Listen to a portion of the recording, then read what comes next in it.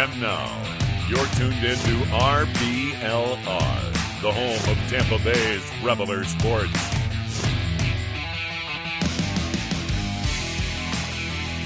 This is your RBLR Rays podcast. I'm your host, Zach Daub, along with my co-host today, Carter Brantley. Carter, what's going on, man?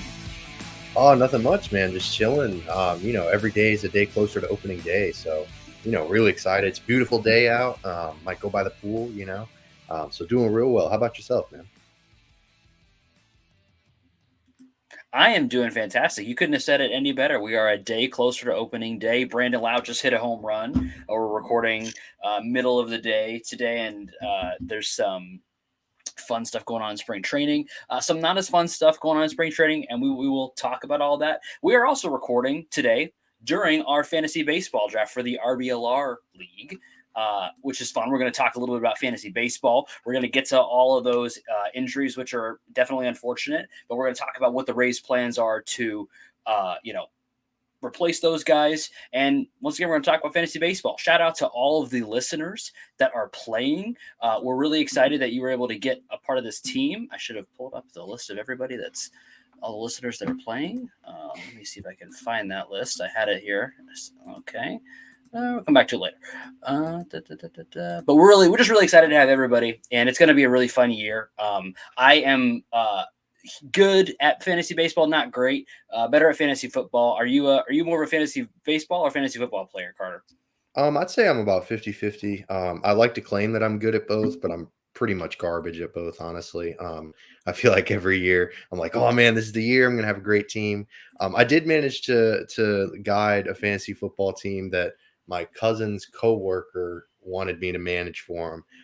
Got him $200 out of it, so that's kind of nice. But that's fantasy football, not fantasy baseball. I'm pretty god awful at this, but it's a lot of fun to draft some names, see who's available, and all that stuff. Yeah. So, but I do have a couple rules. I don't draft Yankees players, no Red Sox, and no Astros or none of the guys in part of the sign stealing scandal.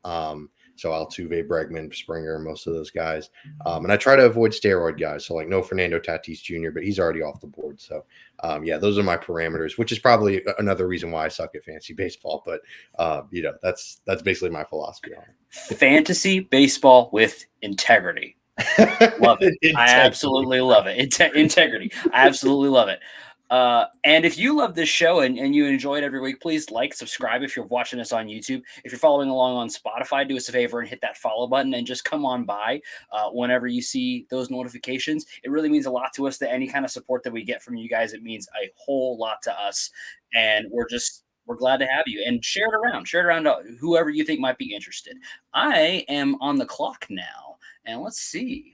Do I pick a pitcher? Do I pick? I already picked a third baseman. There's a bunch of third basemen that are really high in the points. I guess I could use one as a utility guy.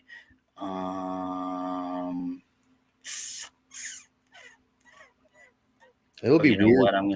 Go ahead. It's weird that Snell is lasting so long because, I know he's a free agent, but man, he could be really good. He could be really bad. It's a good point because when last seen, he won a Cy Young. So, right. And I think I would be curious. I would love to get on and see these metrics after all the drafts happen as to where he gets picked, as opposed to where he would be ranked based on what his points expectations are going to be. Because not only he has to get signed somewhere, and he's been ramping up. So he's not going to be 2 months out or whatever. So I think he's up to 4 innings in bullpens. So he's still, he'll be able to get out there pretty much, immediately. And pitching's, this is one of the few sports where you could sign late in free agency and still kind of just make it back up, like football, even basketball, like a lot of these other sports. If you were to sign late like this, it would take you some time to get acclimated, to get into a game and be performing. But pitching, you kind of got to work with the catcher a little bit, but that's pretty much it after that. The fielders need to learn a little bit about what your, pitch shapes look like so they know what to expect coming off the bat. But again, all that stuff can be done with some basic research. It'll be interesting to see. The real question, I think, and I'll ask you this: do you think he signs before opening day? I can't see a world where he doesn't, but I don't know. Anything's possible. It's weird. It's been such a weird situation. But especially with the Cole injury, he's going to be out at least a couple months. Who knows what happens there? Maybe the Yankees invest in him or Jordan Montgomery, either of the Boris clients that are pitchers. There are a lot of weird guys still out there. Like JD Martinez is coming off like a pretty solid season. I know he's a bit older and he's a DH only, so it's tough to really commit to him long term, and he's a little long in the tooth. But yeah, it's a bit strange that all these guys are still on the market. I can't really remember a time where there was this many, maybe not all stars or anything, but they're quality starters. So yeah, it's been a bit strange, but I think he'll sign before opening day if I had to put money on it, or gun to my head, make a decision. But who knows? I mean, crazier things have happened. Yeah, you really do think that the longer this Cole thing drags out, they're saying now he's going to be he's going to take a couple weeks off and then start ramping back up again. They don't think it's a tear. They're pretty confident that it's not Tommy John. We'll see. Right. I've heard that before. Right. So it sounds like they're going to give him like 2 or 3 weeks off and then let him ramp back up. Hard to know exactly what to expect from him. Exactly. I think the Yankees are going to get desperate. That's my pick. I think the Yankees are going to get desperate in about a week, especially because, I mean, like right now, they're like, who do we start opening day? They literally were like scrambling. It looks like Nestor Cortez, he of the almost 5 ERA last season, is going to be starting for the Yankees on opening day because I guess Stroman didn't want to mess up his routine, which is fine. I just find it funny. Sure.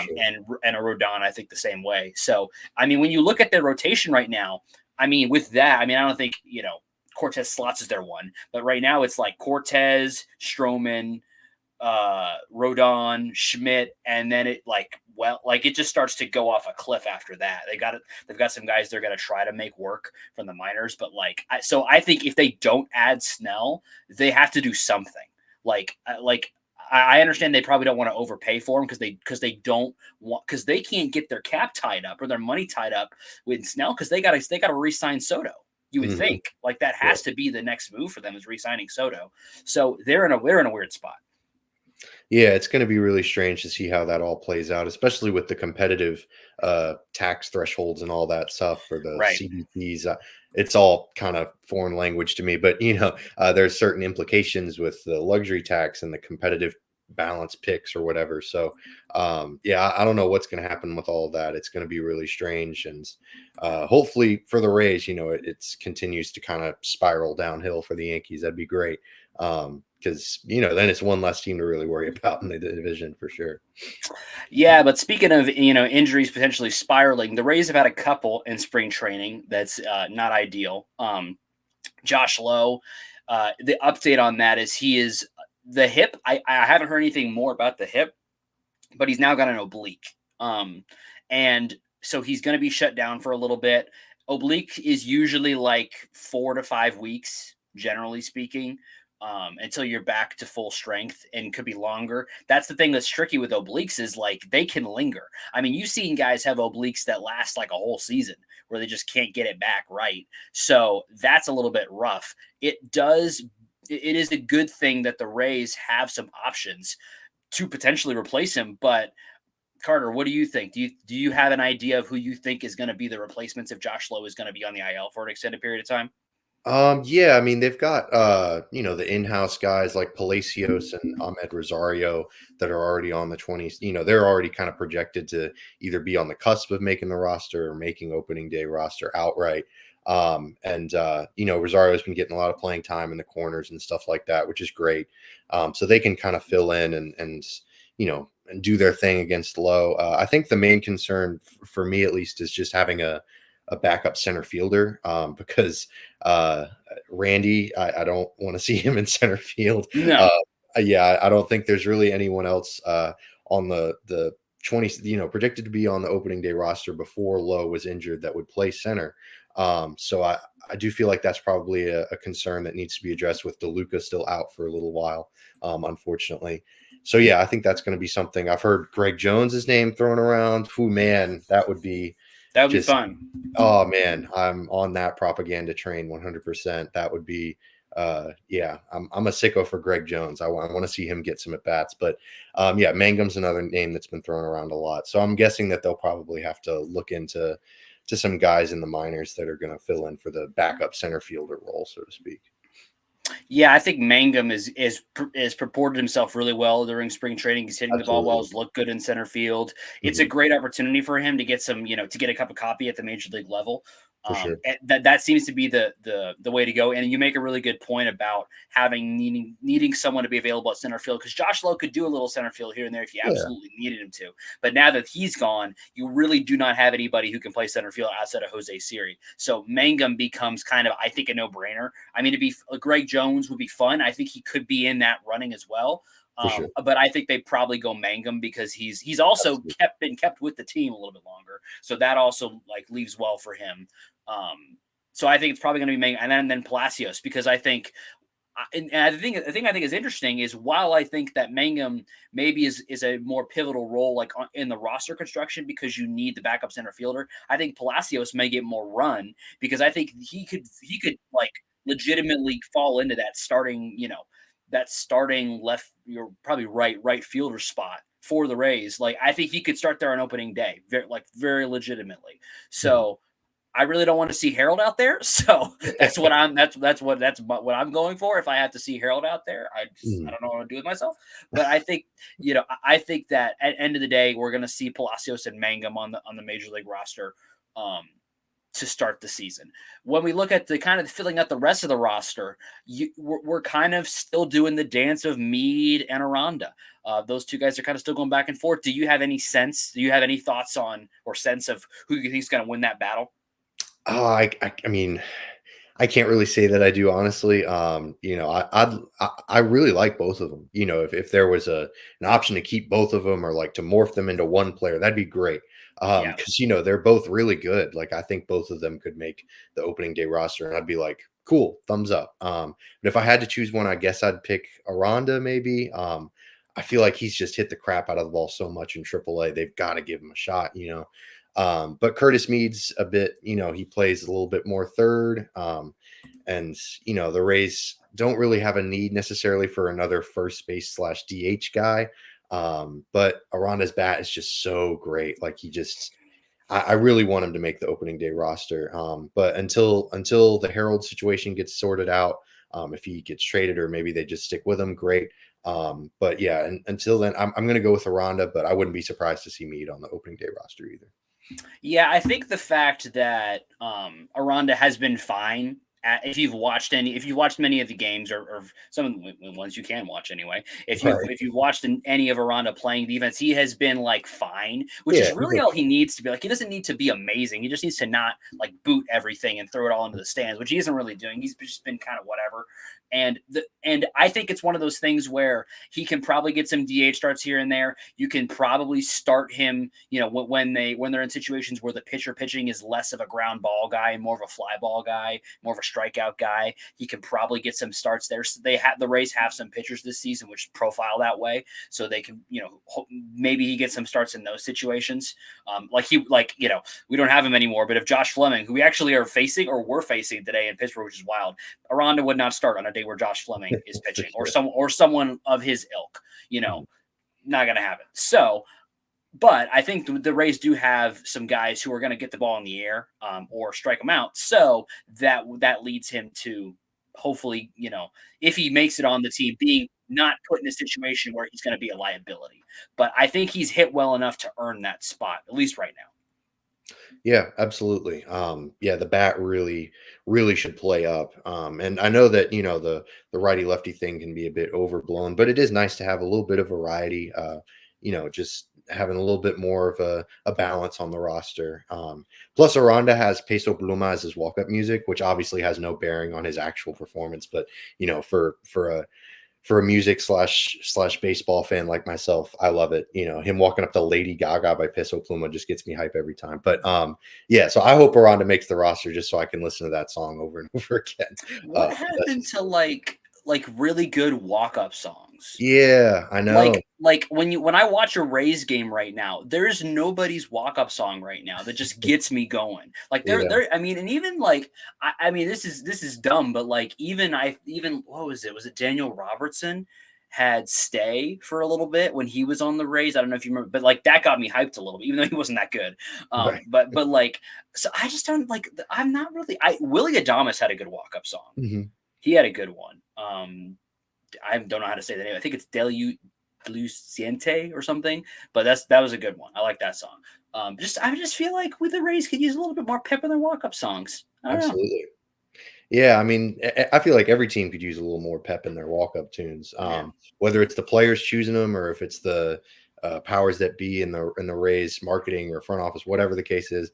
Yeah, they need to, a little bit of a revamp, because I know that I just know that the players want to have fun walk-up tunes, and so if they're choosing them, then hey, fair enough. Like every player should have full autonomy over their walk-up music. But yeah, if the Rays are choosing it, then man, let's switch it up a little bit. Like I remember growing up, Cliff Floyd had Too Short as his walk-up music, Blow the Whistle. I mean, in 2008, you heard that song, you knew Cliff Floyd was coming to the plate. That's hype. Like there you go. Exactly. Like I was excited watching that.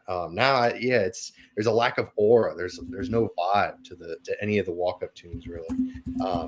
It's tough. But what are you gonna do? What are you gonna do? No one can have that Evan Longoria walk-up song. The Tantric, I think, was the name of the band. I don't Down know. and Out. Yeah, Down and Out. My dad's actually met the violin player that did that little riff thing. I think he's in the Florida Orchestra or something, which is kind of a crazy like crossover for a member of the Florida Orchestra to be responsible for right up to, and especially that's crazy. Yeah, it's intense, but yeah, because it makes me so sad. I'm thinking of this because I just drafted Edwin Diaz a little bit earlier in this draft. But like, could you imagine the vibes if you got the guy who played that violin to show up to like the Rays game and play that? That would be so sick. That would be super sick. Yeah, especially in prime Longoria years. I mean, in the early 2010s, late 2000s, that would have been dope. I mean, shoot. Yeah, you could have had it like the Timmy Trumpet thing with the Mets, like you mentioned with Diaz. Like you could have him like have a little mic hooked up or a little pickup hooked up, and then Raymond could be going crazy, with exactly walking up. Yeah, I mean that would have been hype, but alas, what are you gonna do? Missed opportunities by the marketing department. Speaking of maybe missed or successful opportunities, do you have a draft strategy for your fantasy baseball team? Oh man, I wish. No, I'm not nearly sophisticated enough to have that kind of thing. No, I mean I've gone with two. Like I went two Braves players because it's the freaking Braves. They were really good last year. Right.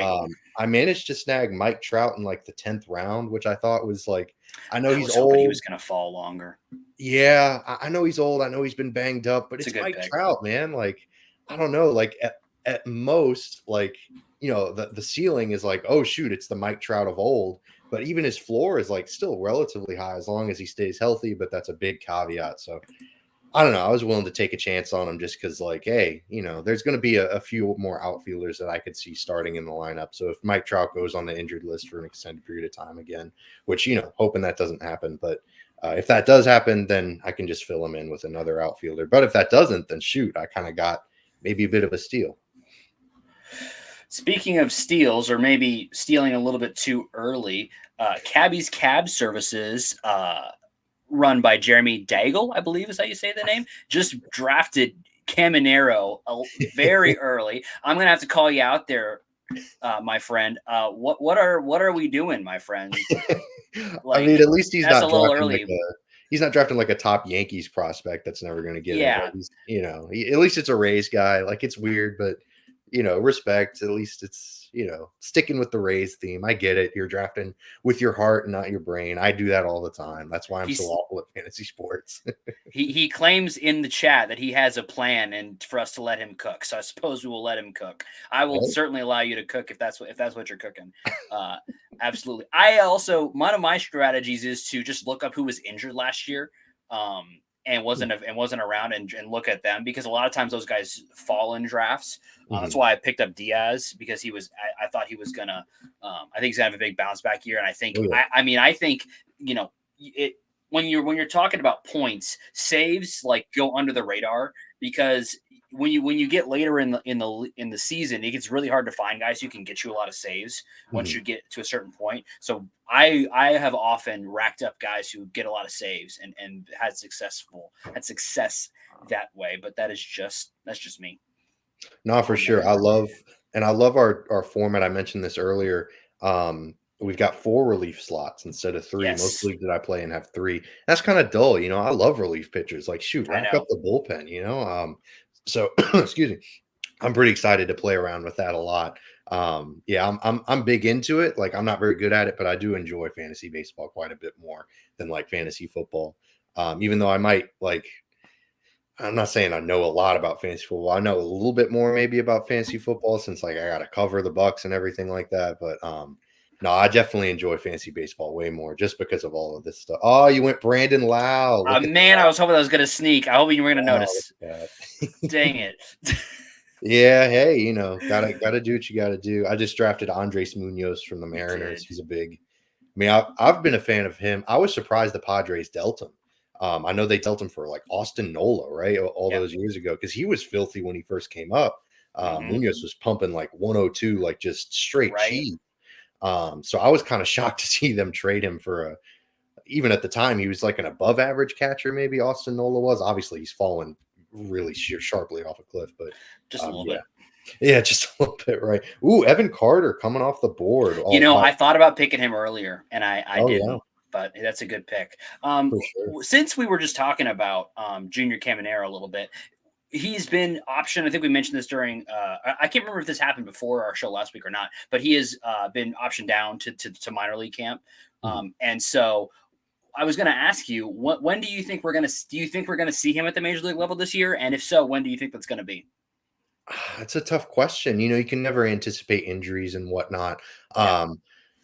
I will I will mention some Junior Caminero related kind of adjacent news before I get into my weird uninformed prediction about when Junior Caminero is going to play in the majors. But he's a shortstop on MLB The Show. It's Uh-huh. ridiculous. Like MLB The Show is just like not paying attention. His Wow. avatar or his little animated character also looks nothing like him. It's kind of weird, but yeah, it's very strange. I was like looking at the rosters. I was like, who the heck is this? This is not Junior Caminero. But yeah, I don't know. It's tough because Isak's just so good, and like Yeah. assuming that Isak continues to be Isak, like there's not really a spot for him at third. And I know most people don't really have Junior projected, despite what MLB The Show claims, as really playing anywhere else. So maybe you could DH him a little bit, or maybe I don't know. I just don't really see a spot for him this season, barring injury, of course. So I feel like he probably spends the majority of the season in AAA. But then again, like if he tears it up in AAA and he's just like, yo, y'all better call me up, then which he should do. Like he's projected to be really obviously one of the best players in the Rays farm system. So hopefully that happens. But yeah, I don't necessarily see him coming up too much this year. I think the thing that's tough is you make a really good point about how good Isak is. Second base is also tough. He hasn't really played much there, Right. but probably he could, you would think. For sure.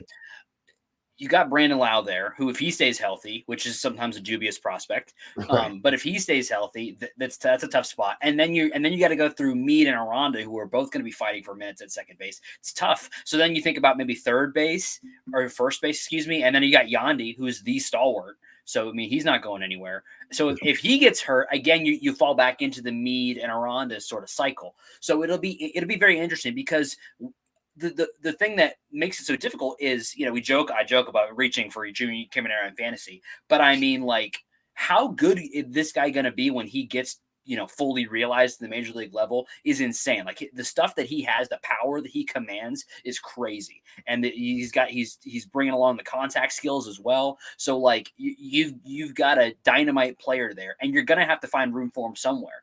And so I do think that there is a chance that if you get to the middle of the season and maybe Mead and Aranda are not performing as well as you might like them to in the opportunities that they get, you could see him come up and make a run at the roster. And if he gets up there, I mean, there's a good chance that he could, break out. It would be tough for him because it's always tough for young guys pretty much no matter what. But he has the talent. Like one thing this guy is not lacking for is talent. So as much as I make fun of drafting him early, if he comes up and plays, he could be really, really good. For sure. I mean, crazier things have happened for sure.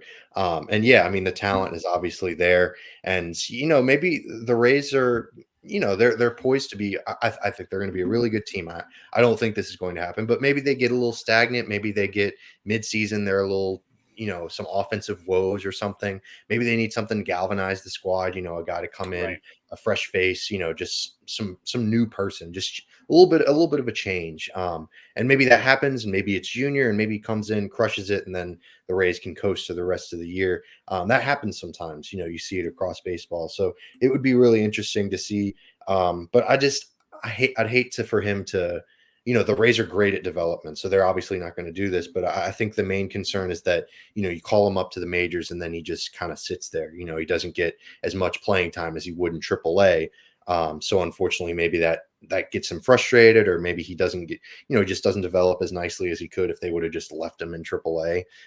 So, that's kind of a concern as well, just making sure that he's getting the playing time that he needs to continue his development, to continue to get better and better. Because AAA, he could maybe try to learn a new position. Like maybe he tries second base, maybe he tries, I don't know, whatever, corner outfield spot, whatever the case may be. AAA is the spot to do that. They probably don't want to try that in the majors like the like the Cardinals did last year with Jordan Walker, just putting him in the outfield and then him really having a rough time. That was kind of tough to watch. I'm sure the Rays don't want to do that with Junior. Yeah, and you make a really good point, because, and this goes back to why team roster construction is so important, because the last thing you want to do is you've done the work. You found like a really good prospect. You've evaluated him, and now you're bringing him up through your system. The last thing you want to do is force a guy like that to come in a situation where he's not ready and have to perform at that level when he shouldn't be. And if you have poor roster construction, that can happen. Yankees. And we see it every year with a team that isn't constructed properly. So then when somebody gets hurt, there's not a MLB ready who has already been through the seasoning he needs in the minor leagues backup plan, and they're forced into action when they're not ready. It happens every year.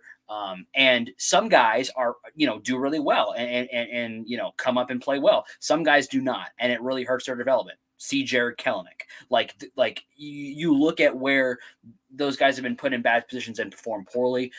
While it would be fun for Junior Caminero, and I think there's a world where he plays well enough, and because the talent is so awesome there, plays his way up into being in the majors, the likelihood is that the Rays are just going to let him cook in Durham for a little while.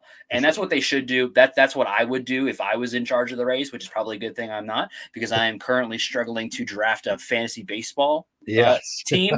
And I really do not think I should be the one running the Rays, but that's what I would do. Yeah, absolutely. Because he was mostly, forgive my ignorance, but I think he was mostly in AA last year, right? So like they kind of brought him up to the majors, and he didn't really get a lot of time in Durham. So that would maybe be helpful for him, just to kind of see something different, play around in North Carolina a little bit. I've also got a buddy who lives in Durham, so I'm sure he'd love to be able to see Junior play every day.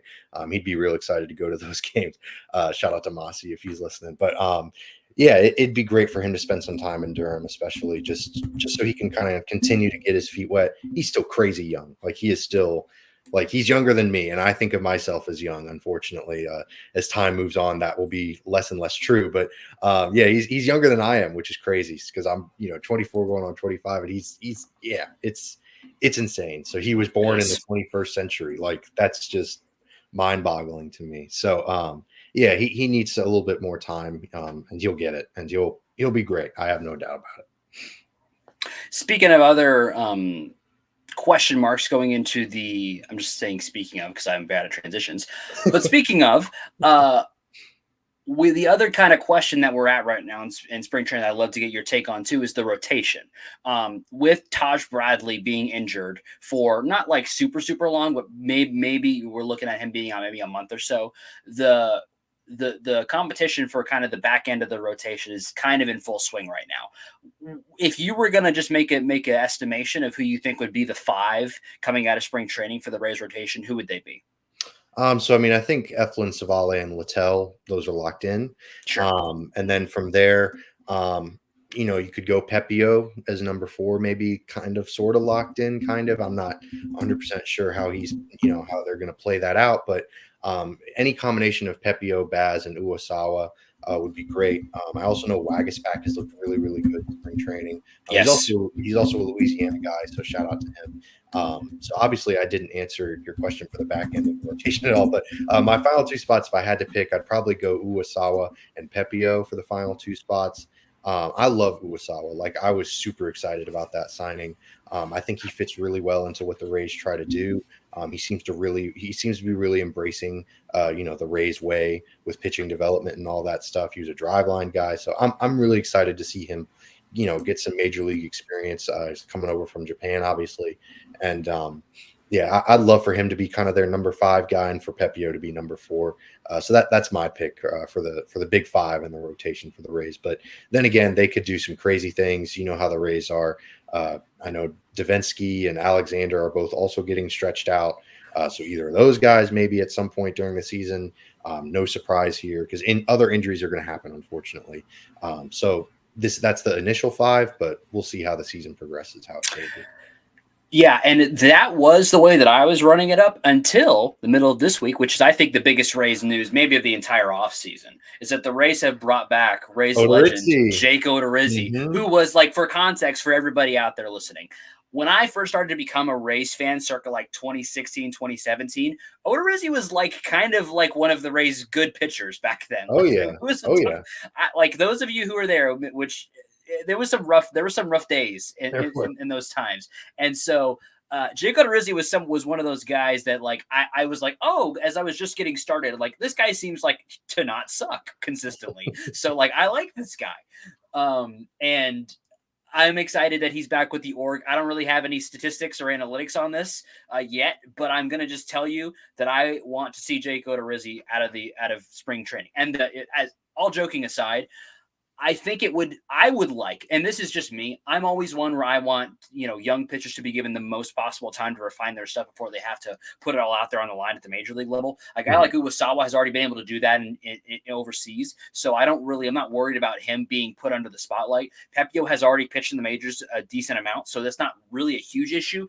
But if there's any trepidation whatsoever with his stuff to open the season, I could see the Rays saying, hey, let's throw Odorizzi out there, because it doesn't really, he's not expendable, because nobody's expendable, but if he gets beat up a little bit, we're not worried about the long-term effects of that on our franchise the way we are with Pepio. If he goes out there and gets roughed up and it messes with him, because, we look at a guy like, Grayson Rodriguez, who kind of got roughed up in the majors, took him a long time to kind of get where he needed to go and get back on track after kind of getting bumped around a lot. I don't necessarily know if the Rays want to throw Pepio into the fire if they don't have to. And that's why I think a guy like Odorizzi could potentially be the 5th starter. I would put Uwasawa as number 4 and Odorizzi as 5 in that scenario, where they could give Pepio a little bit of time. And again, the Rays may determine they don't need that. They don't need him. They may determine they need Uwasawa to have a little bit more time. I thought his stuff looked good in his last outing.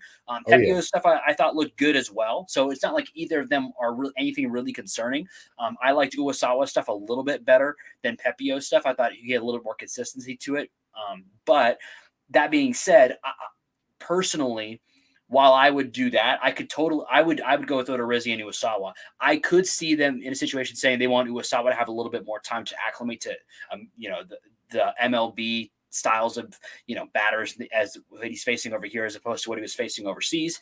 But I think what is going to happen, but my personal prediction is Odorizzi and Uwasawa out of spring training. Yeah, I mean, Odorizzi is definitely a guy who could be top of mind.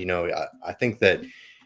I loved watching him pitch in the early 2010s after he came over in the Will Myers deal.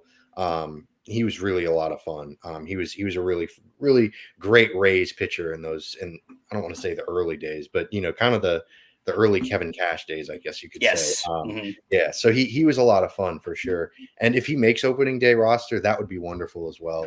The Rays have so much pitching depth right now.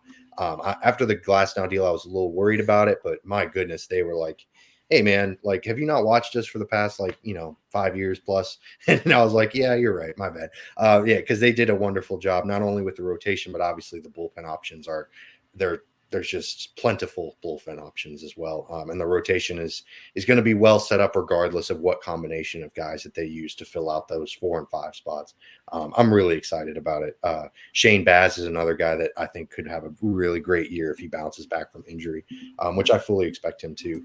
So also, speaking of, I just drafted Bryce Miller, but I got a little sneak peek. I got a little sneaky pick coming up, and it's a Rays related pick. So I'm going to be excited to share what comes around. Stay tuned for the sneaky pick. I will say about Jake Odorizzi, his last scene, he was putting up a 90 ERA plus and a 102 ERA plus in his last 2 seasons. So while not like amazing, he has definitely been league average or around that. And that's kind of what you like. If you're getting like league average out of your 5th starter, you're doing just fine. Yeah. Like that's like that. If you can get a 100 ERA plus out of your 5th starter, I think you're doing jumping jacks, especially considering, because you make a really good point. You're gonna start hearing me say this. If you're listening to this podcast, you're gonna hear me say this a lot over the next, because it's something I've been thinking about this week. The Rays are gonna have the best trade deadline of any team in Major League Baseball, and they may not even need to add anyone, because they're probably gonna add Shane Baz and Jeffrey Springs back to the rotation. I will challenge you to look back on this trade deadline once it ends, to look back and find any better trade deadline by any team than the Rays when they add those 2 guys around the trade deadline. Baz is expected back in June. He could come back sooner than the deadline, obviously, but like around that time, that like June, July, August time period, I don't think anyone's going to have a better time than the Rays, because they're going to bring back impact starters, which are hard to find at the trade deadline. And the Rays are going to bring 2 of them in. And so just, when we think about what the Rays do at the trade deadline this year, I want everybody to just prepare ahead of time for not a lot to happen, because not a lot needs to happen.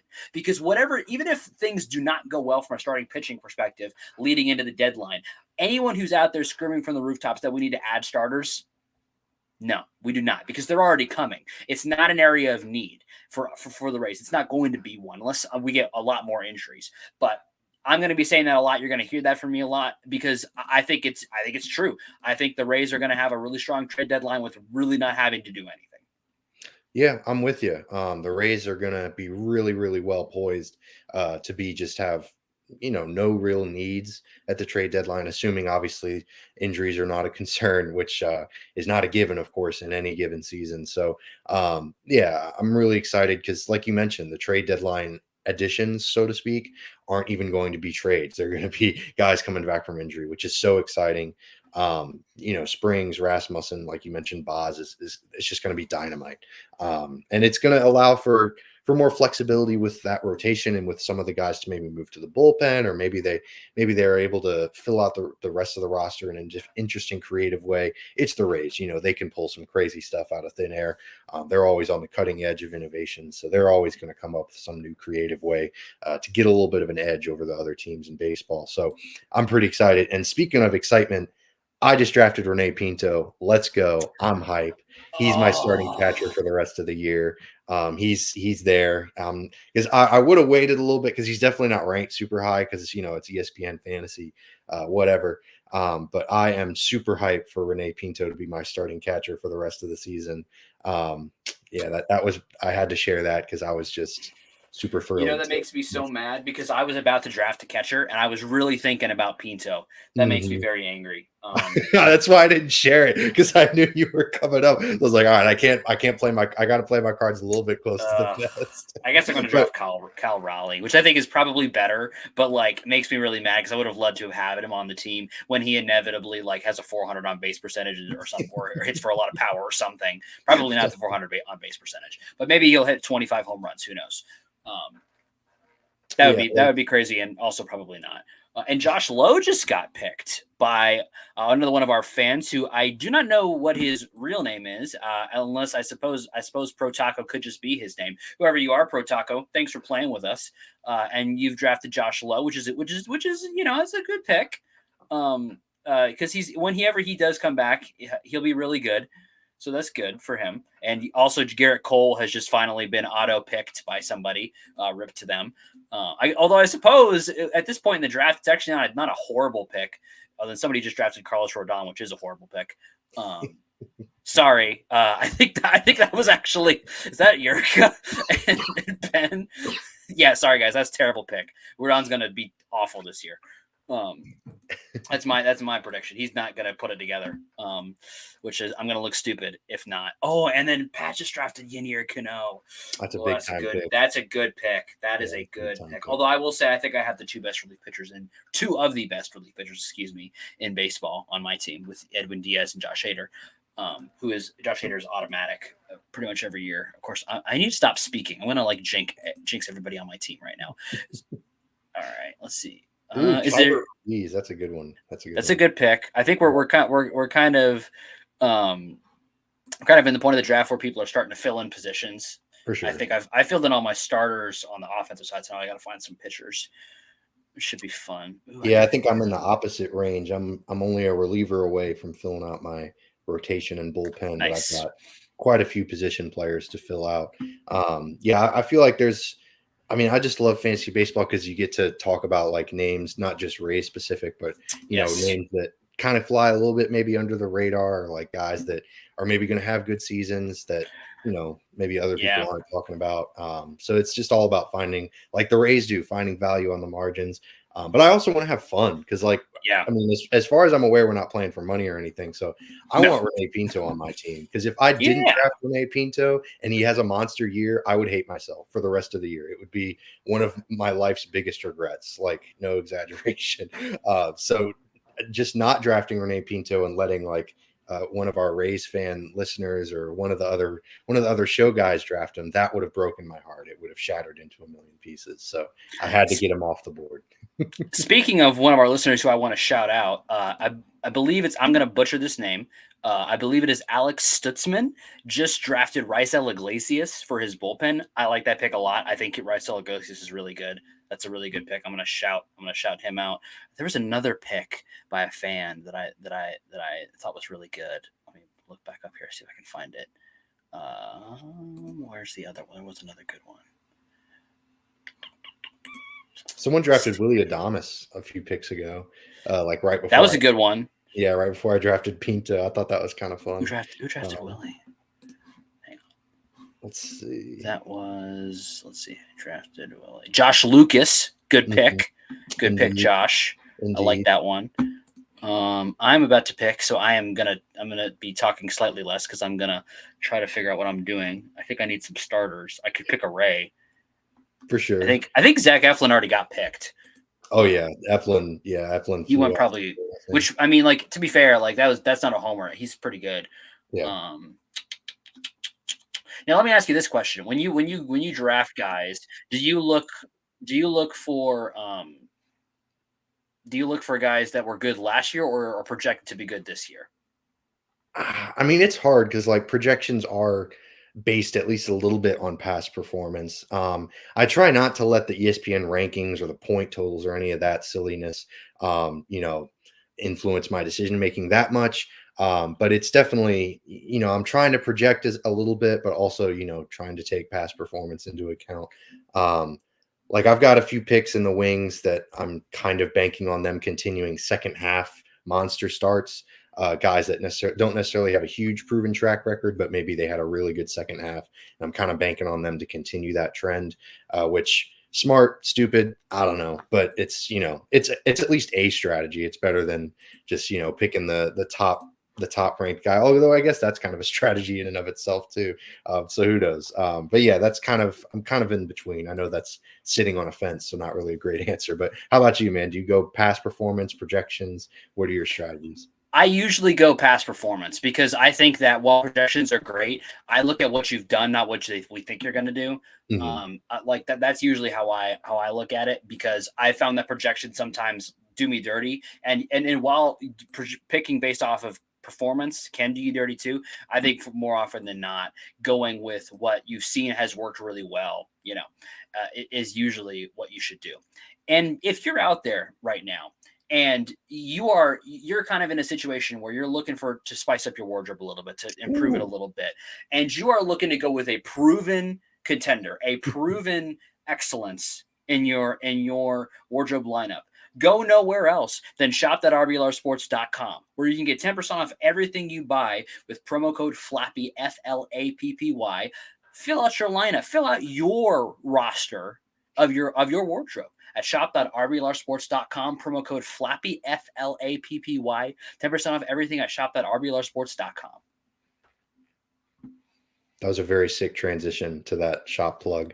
I love it. I really work hard on my shop trends. I work harder on that probably than I work at my actual job. For sure. Not gonna lie. I sit in my car as I'm driving between customers, just like going through potential shop transitions. And one day I'm gonna have the best transition of all time, and that's when I'll retire, whenever that happens. Speaking of retiring, we should probably do that soon. And before we do, you have any other thoughts on spring training, or anything else that's been sticking out to you as you've been watching the games? No, I can't say I have, although I can say Port Charlotte traffic. Good Lord, that's atrocious. Me and my dad went to Port Charlotte on Friday. Getting there, breezy, easy breezy, beautiful cover girl. Took us about 2 hours from Riverview. But my goodness, it took us like 3.5 hours to get back from Port Charlotte. So shout out I-75. That traffic sucks. My goodness. But no actual Rays related stuff. I think we kind of talked the Rays spring training stuff to death. I'm really excited for the season to begin. I'm itching, honestly. I'm going to be at opening day and then the Saturday game. So It's going to be really exciting. Yeah, I'm really hyped. This is just, it's another great year to be a Rays fan, and it's another great year to watch some great Rays baseball. So, that's all I really got to say. Yeah, it is. And I mean, if you watch the spring breakout game yesterday, I believe it was yesterday, that was a fun game to watch. You had Keyshawn Askew throwing some nasty stuff. You had Xavier Isaac just destroying baseballs multiple times. Junior Cam Minero out there showing his stuff off. I mean, just, a great game to watch. So if you missed out on that, go and see if you can find a recording somewhere or watch some highlights. That was a lot of fun. It's one of the great things about spring training. I've said it before, I'll say it again. Not only do you get to see guys who you were going to see during the regular season, but you get to see a little peek into the future, which you don't really get with other sports, where you can see that every year you get a little peek into what the future might look like. It's a really cool thing. It's what makes baseball special to me. Absolutely. Yeah, man. I mean, that's like, I know it kind of gets a bit dull not getting to see the starters and all that stuff, but I love watching guys that, maybe this is their big moment. Maybe this is their chance to show everyone what they've got. Like watching Greg Jones hit a home run in their first spring training game was exhilarating. I was there with my buddy Chase, and I leaned over and I was like, hey man, this is one of my favorite players. This guy's got some pop. And then he hits a freaking bomb. And I'm like, oh, let's go. That's awesome. So yeah, it's super hyped to watch the young guys go out there and do their thing. Because we get to watch the regulars all year. We've got 162 games of them. So it's kind of nice to see them kind of mingle a little bit with the major league guys, for sure. It is. And all of it leads up to the regular season. And all of our shows have been leading up to next week, where we're going to preview the team. We previewed the AL East last week. And this coming week, we're going to preview, or was it last week? I think it was last week. I don't know. Time is a relative concept. I don't know. But I know what we are doing next week, which is we're going to preview the Rays. We're going to preview this season one last time. We're going to talk about what's going to come in the future. And then the week after that, man, we're talking about real, actual MLB baseball games that have been played. So I am absolutely psyched. If you're out there watching, I hope you're psyched. And if you are psyched, I hope you're also liking and subscribed to the RBLR YouTube page. We passed 300 subscribers a little while ago, so thank you everyone for that. We really appreciate it. We're continuing to build a really awesome network here of the best Tampa Bay content out there. It's all going to get even better. And this is a great time to subscribe. Rays are getting started. Rowdy's just got started last night, getting a point, which is great. I thought that we were going to pull out the win there, but we got the point, so that's all that matters. When it comes to the Bucks, the draft is right around the corner. Lightning are in, they're fighting for playoffs, contention. I mean, it's just a great time to be a part of the RBLR network. So like and subscribe, join us every week. We're doing really good stuff here. And we appreciate all of you who are out there and listening, and appreciate everyone who joined and is a part of our fantasy league, and the fans who are part of the league: Josh Lucas, Jeremy Dangle, Alex Stutzman, Pro Taco. Thank you all. And excited for a great season. Raise up. Raise up.